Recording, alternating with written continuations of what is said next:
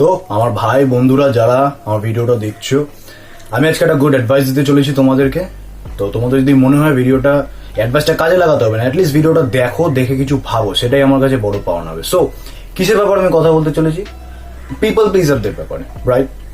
এই বিশেষ করে সোশ্যাল মিডিয়াতে এক ধরনের পিপল প্লিজার হয় যারা রিয়েল লাইফে, বাংলা ভাষায় বলতে গেলে লোকের পা চেটে, তারা তাদের কোনো কাজ যা থাকে সেটাকে হাসিল করে ফেলে, তাই না? যা কাজ থাকে সেটাকে গ্র্যাব করে। এক ধরনের সোশ্যাল মিডিয়াতে লাইক তার কোনো লাভ নেই, তার কোনো ওখানে কোনো ইন্টেনশন নেই, কিছু নেই।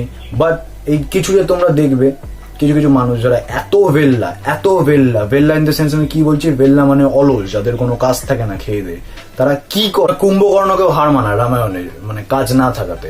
অ্যাটলিস্ট ভাই তোদের কাজ নেই, তোরা হাট বাইরে হাট ঘোর দৌড়া, তা করবে না। তারা কি করবে? এই সাকসেসফুল ইউটিউবারদের কমেন্ট সেকশনে যাবে, সাকসেসফুল যা যা ইউটিউবার আছে যেখানেই হোক।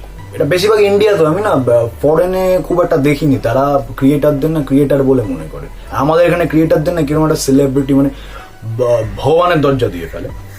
তো তারা কি করে? এইসব সাকসেসফুল ইউটিউবারদের কমেন্ট সেকশনে যায়। প্রত্যেকটা সাকসেসফুল ইউটিউবারের কমেন্ট সেকশনে এমন কিছু পাবলিক থাকে যারা বলবে, দাদা love from me, love from Kolkata, love from me.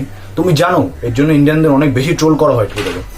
তো লাভ ফ্রম এই, লাভ ফ্রম ওই, তোমাকে আমি 25টা সাবস্ক্রাইবার থেকে দেখছি, কেউ বলে তোমাকে আমি 100টা সাবস্ক্রাইবার থেকে দেখছি, আজ তোমার 50,000 হয়ে গেল, 1 লাখ হয়ে গেল। খুব ভালো জিনিস, I don't have any complaints about it. খুব ভালো জিনিস, মহা খুশি হও। কাউকে হেট কেন করবে? অবভিয়াসলি তাকে সাপোর্ট করো, সে তোমায় ভ্যালু দিচ্ছে, তুমি তাকে সাপোর্ট করছো। বাট এই সাপোর্টটা যখন টু মাচ হয়ে যায়, খুব সাবধান। কেন বলছি? কারণ তোমার যে ব্রেন, সেটা খুব খুব জানোয়ার জিনিস, সাবকনশিয়াসলি তোমাকে এমন ভাবে এফেক্ট করে। হাউ? তুমি যখন কোনো অন্য ইউটিউবারদের সাকসেস পেতে দেখছো না, তোমার ইটস লাইক ওয়াচিং পর্ন। যখন তুমি পর্ন দেখো, কাউকে কোনো দুজনকে কেউ দেখে ইন্টারকোর্স করতে, তো তোমার মাইন্ডকেও এটি সিগন্যাল দেয় যে তোমারও ইন্টারকোর্স করা হয়ে গেছে।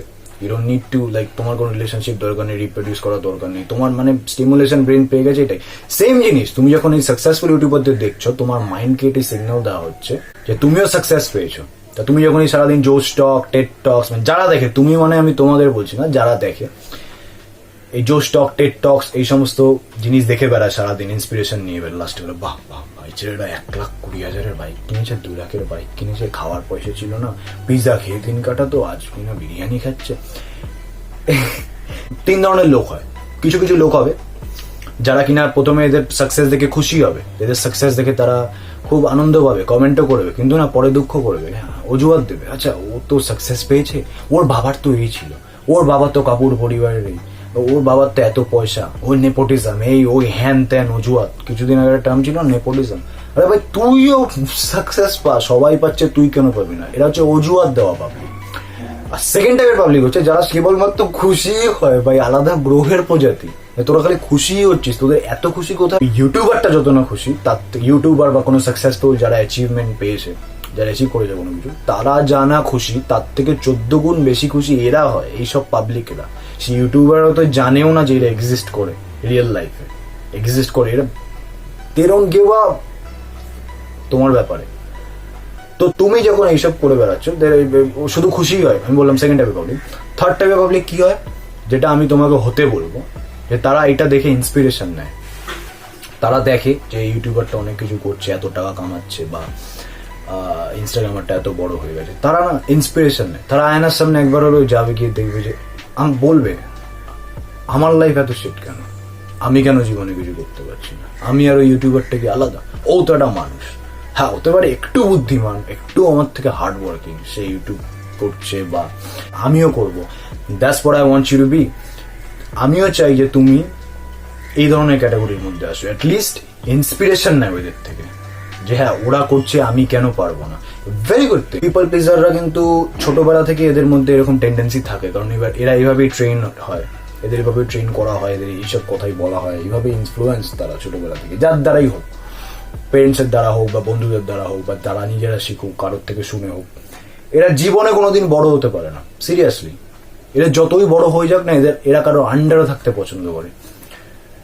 এরা হয়তো বসের আন্ডারে থাকবে, এরা ছোটবেলায় টিচারদেরকে প্লিজ করে বেড়ায়, এরা বড় হয়ে বসকে প্লিজ করে বেড়ায়। এদের মধ্যে ডিসিশন মেকিং কোনো ক্ষমতা থাকে না। করবো, তুমি যদি একটা ছেলে হও, তোমার মধ্যে ডিসিশন মেকিং পাওয়ার না থাকে, তাহলে তোমার নিজের প্রতি ঘৃণা হওয়া উচিত। তুমি যদি লোকের পারমিশন নিয়ে বেড়াও, লোকের থেকে জিজ্ঞেস করে বেড়াও, এটা ক্রিটিক্যাল মুহূর্তে আমি কি করবো, আমি জানি না, আমি কি করব, তুমি আমাকে বলো, লজ্জা লাগা দরকার, লজ্জা লাগা দরকার তোমার নিজের প্রতি।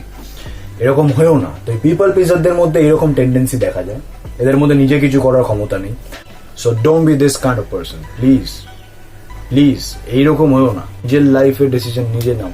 এটা কোনোদিন লিডার হতে পারে না। লিডার ইন দ্য সেন্স আমি এটা বলছি না 1000 লোককে লিড করো, 100 জনকে লিড করো, লক্ষ লক্ষ লোককে লিড করো।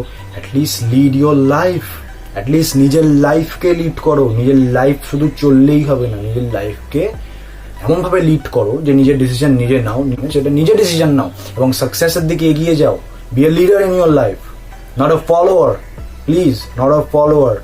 এমন লোককে ফলো করা ইনস্টাগ্রামে বন্ধ করো যারা তোমাকে চেনে না। এমন মেয়েদের ফলো করা বন্ধ করো ইনস্টাগ্রামে যাদের সাথে তোমার কোনো পরিচয় নেই, যাদের সাথে তোমার কোনো বন্ধুত্ব নেই। তাদের ফলো করে নিজের এনার্জিকে ড্রেন করা বন্ধ করো। নট অনলি মেয়ে, লাইক এমন পাবলিককে ফলো করা বন্ধ করো যাদের তুমি চেনো না।